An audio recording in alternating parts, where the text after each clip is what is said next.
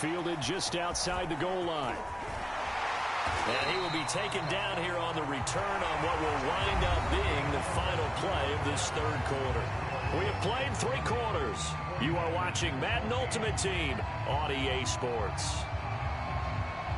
The 49er offense set to get this drive underway.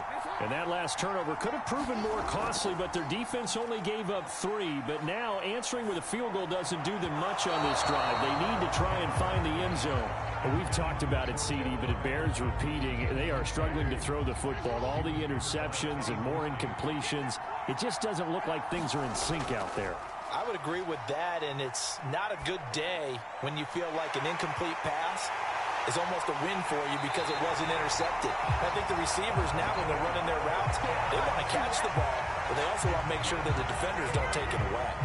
A big play that time on the catch and run. So the big play gets him across midfield now for 1st and 10. They'll go option to the short side. And he gets us down inside the 35 before going out of bounds.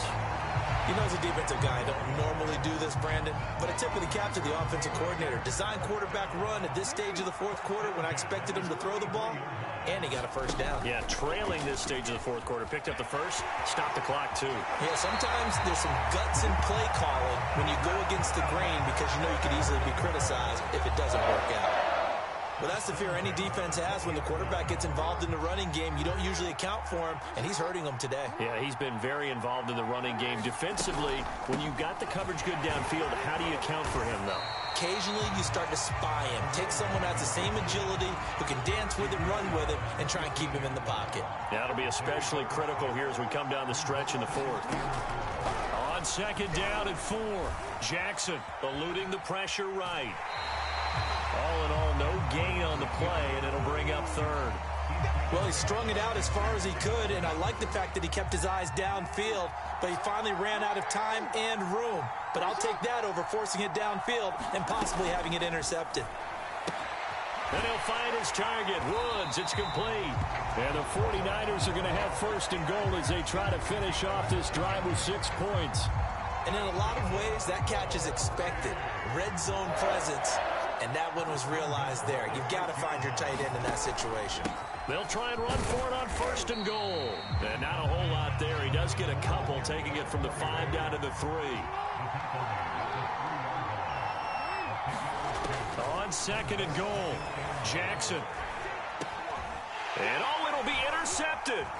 It's the Pro Bowl cornerback, Richard Sherman. And the Pats are going to have the football at their own 1-yard line. I know it appeared he was saying, hey, give me the football, I'm open, but I don't know if that's a pass that he should have thrown there. Well, I don't think we've ever met a wide receiver that doesn't think he is open or is about to be open. True. So when you throw your hand up in the air and tell your quarterback, hey, I'm available, he's trusting that you are. In this case, he was not, and it turned into disaster for them. And I think this defense knew what was coming as he is smothered behind the line. He'll lose a yard there, and it's 2nd and 11.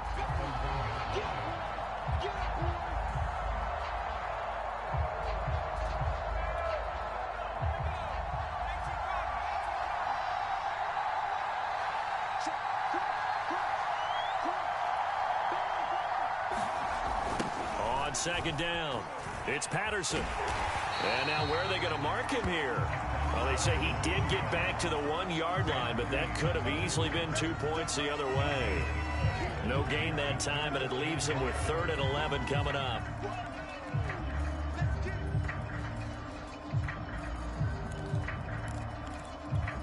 They'd like to avoid punting from their own end zone so they could use something here on 3rd down. Back to throw now in his own end zone. Going deep for Diggs.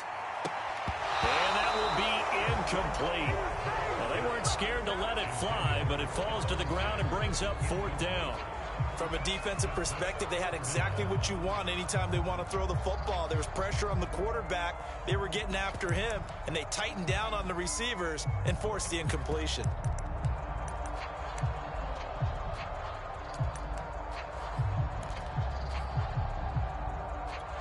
And here's a big one now. Trying to hold this lead. They're going to go for it here on 4th down.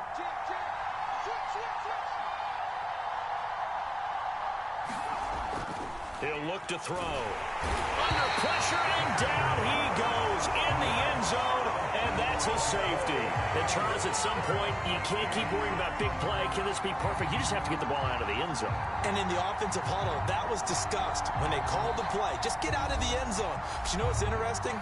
A lot of the times in the defensive huddle, they actually call a set and then say at the end of it, get a safety. So it's preached, it's coached, it's thought about.